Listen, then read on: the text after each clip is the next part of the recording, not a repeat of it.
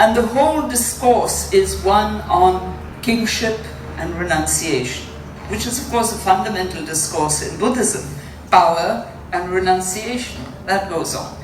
And there are some historians who are today saying that maybe Yudhishthir had in mind the image of Ashoka when he said, I don't want to be king, I would rather not have the power but be an ascetic and have a different kind of authority altogether. This woman, who claims that Mauryan king Ashoka could have inspired Yudhishthira of Mahabharata to choose an ascetic life, is none other than historian Romila Thapar. Or should we say Distorian, as she has been called out by various scholars for distorting Indian history. Fun fact, she has authored NCERT history textbooks on ancient and medieval India, which many of us have read back in school. Romila Thapar has been hailed as a scholar on ancient Indian history by a section of the media and academia. She worked as a professor of ancient Indian history at the Jawaharlal Nehru University, Delhi, where she is now Professor Emerita. However, her claims of being an authority on Indian history need serious scrutiny. A historian is expected to have knowledge in archaeology, science, linguistics, epigraphy, and so on. But Romila Thapar herself had stated in an interview in 2015 that she doesn't have the adequate training. She said, "You have to know something about archaeology, and archaeology is today becoming increasingly technical and dependent on the use of scientific methods and knowledge. There is more and more science being introduced into archaeological research, so much so that sometimes when reading contemporary archaeological reports, I can't fully understand them because they require training in science." Romila Thapar, who has written essays, articles, and books on ancient Indian history, has sparse knowledge of Sanskrit or Tamil or Persian for that matter. American author and Padma Bhushan recipient David Frawley, Indian mathematician N.S. Rajaram, Dr. Coenrad Elst have openly called out Romila Thapar's lack of knowledge in languages like Sanskrit, which is crucial for a historian to go through original authentic sources. Her entire research on India is built on 19th century translations of Vedas and the Puranas, done mostly by colonial era scholars who had given rise to the myth of Aryan invasion theory. And this Aryan invasion myth was peddled by her in the textbooks she wrote for school children.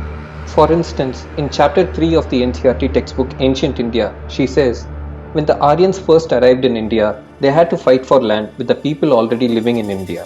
But numerous scriptures and DNA tests have proved the opposite of what Romila peddles. But she doesn't stop there.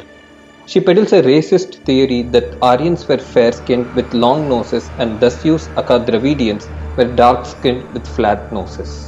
She has peddled this atrocious and harmful narrative despite the world being witness to what happened in Rwanda when Hutus and Tutsis were pitted against each other based on their facial features. Romila Thapar also claims in the same book that Dasyus did not worship the same gods as Aryans. This is exactly the same narrative peddled by Christian missionaries like G.U. Pope and Robert Caldwell, who sought to delink Hinduism from the natives of India.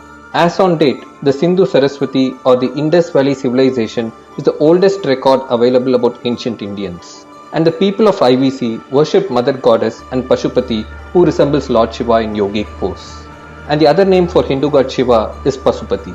This trope of Aryans worshipping different gods and speaking different language from that of Dasyus is being used by vested political interests and religious conversion forces today to further their agenda.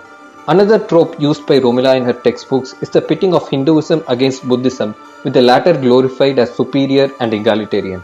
She has also claimed of Hindu persecution of Buddhists in her book Communalism and the Writing of Indian History. On the other hand, she has whitewashed and denied religious persecution by foreign invaders. William Dalrymple, a historian of their own ilk, has acknowledged that the early Nehruvian textbooks written by Romila Thapar and other Marxists presented a rose-tinted version of Hindu-Muslim unity during the Delhi Sultanate and Mughal period. But her true colours came to light during the Ram Janmabhoomi reclamation.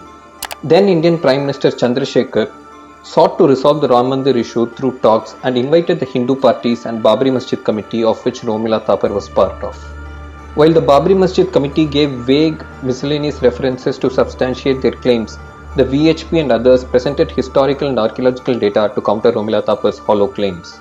After they were confronted with historical evidence, Romila Thapar and others stopped attending the meetings.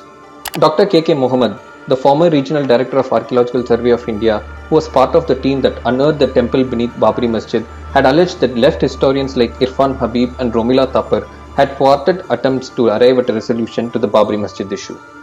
The judge of the Allahabad High Court, who heard the Ram Mandir case in 2010, devoted numerous pages to severely condemn Romila Thapar and her ilk for the nefarious attempts at thwarting the logical conclusion of the dispute. It is the history textbooks written by this person that children have been studying for a long time. It is high time that our history textbooks are corrected of the distortions written by Marxist propagandists masquerading as historians.